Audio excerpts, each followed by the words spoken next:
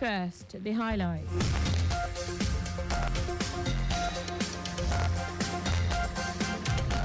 Lagos State government promises century action plan for coconut prosperity.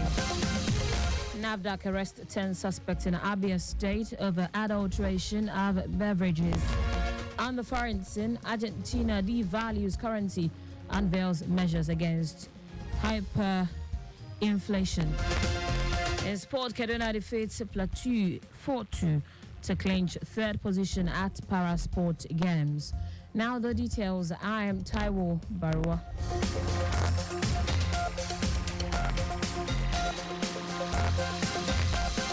Lagos State government has expressed its readiness to vigorously work on a century action plan for coconut prosperity in Nigeria, as well as market coconut plantation in Badagry as a viable means of boosting tourism and the coconut value chain in the state. Special advisor to the governor on tourism, arts and culture, Idris Aregbe, who gave the assurance at the 10th anniversary of the Coconut Festival, Agunke Fest, held in Badagry, said the state government wants to elevate the prominence of the coconut products beyond its agricultural value to showcase the huge cultural heritage of the Badagry people to the world. Aregbe said the potential of coconut and the Agunke Fest was a great way of bringing tourists into the state, promising continuous partnership with the organizers of the festival to further boost tourism activities through the annual event.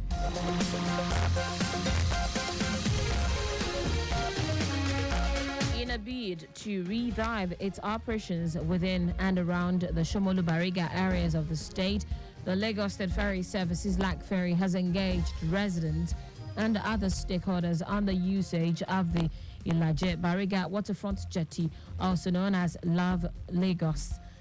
Commissioner for Transportation Oluwaseun Oshiyemi, in his keynote address at the Community Engagement Forum, explained that the agenda of the present administration is to achieve a seamless integrated transport system which will spell lesser travel time and loss of man hours for passengers. Oshiyemi, who was represented by his technical assistant, Fadikemi Emmanuel, said the state's government has sustained a 50% rebate on all trips on the waterways in order to make transportation cost-effective for its citizens. And one of the ways to benefit from government interventions and proper utilization of already created infrastructures. Managing Director of LAC Ferry, Ladi Balogun, noted that to further attract residents to the jetty, the agency has initiated a program tagged Love Lagos Water Experience, targeted at fun seekers within the axis who want to experience the thrills of the water tourism. Balogun, who said LAC Ferry now operates on 24 routes across the state inland waterways, assures residents and stakeholders that the partnership between Nigeria Inland Waterways Authority, NIWA, the Lagos State Waterways Authority, LASWA, has further secured the operations of the agency. Earlier, stakeholders raised concerns bordering on the lack of aggressive publicity of the agency's operations, rehabilitation of access roads, reduction in cost fare, and availability of ferries, among others. On Lagos State Muslim Pilgrims Welfare Board has been commended for providing the best accommodation for her pilgrims during the 2023 Hajj exercise in the Kingdom of Saudi Arabia.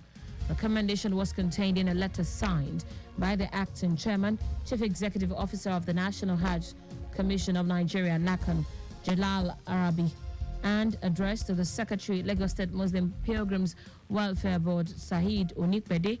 Arabi expressed his satisfaction with the state performance and congratulated Lagos for the accomplishment. He urged the board not to only sustain the momentum but work hard at surpassing the achievement in subsequent operations. In his reaction, the board secretary, Saheed Onikbede, expressed his delight and gratitude for the feat.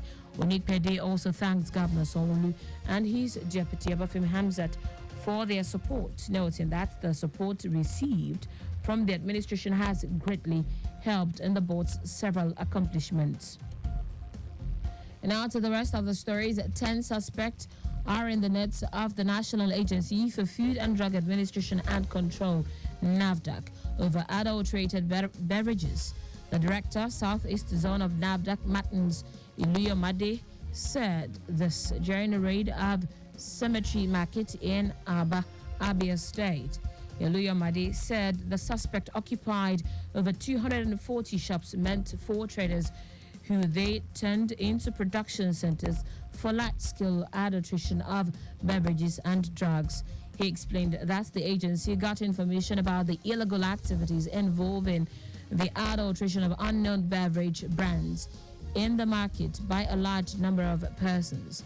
According to him, after carrying out some background checks, NAFDAC discovered that horrendous things were happening there and decided to carry out the operation without involving its Abia office. The Minister of Solid Minerals, Dele Alake, has blamed unnamed powerful Nigerians for the illegal mining activities and acts of terrorism going on in different parts of the country.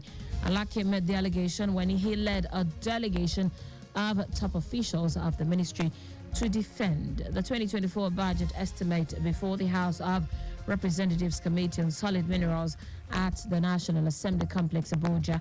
Alake put the conservative worth of minerals deposited in the country at over $700 billion, saying Nigeria had yet to tap commercially into some of its solid minerals demanded globally due to institutional bottlenecks.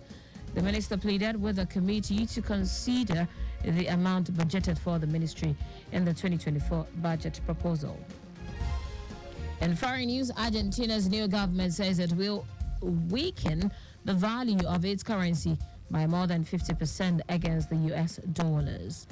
It is part of the economic shock therapy that President Javier Milei says the country needs to fix its worst crisis in decades.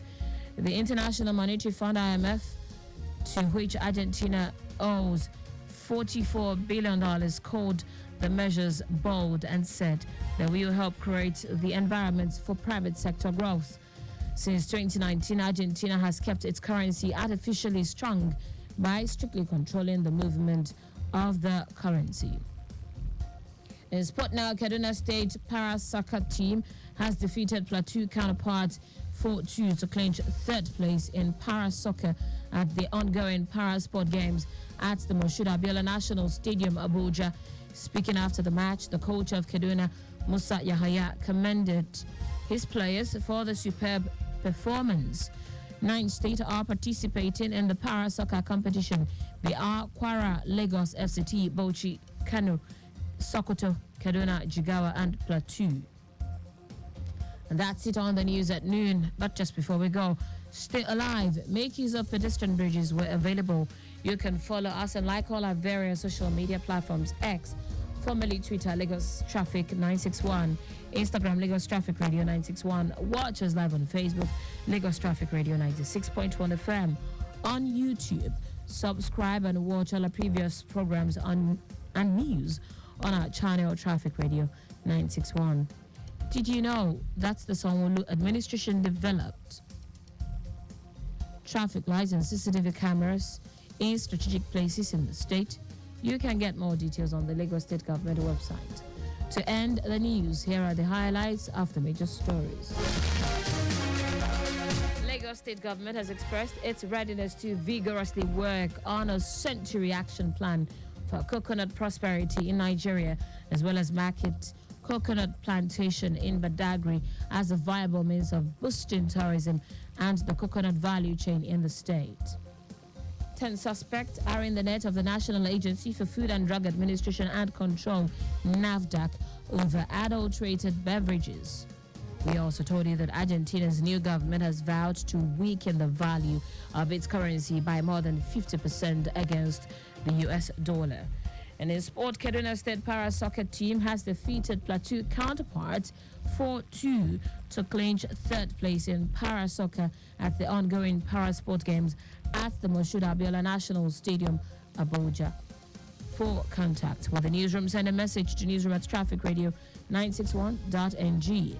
That ends the news broadcast compiled by Coyote Mafola Shiri. I am Taiwo Baruwa. Thank you for listening. Good afternoon.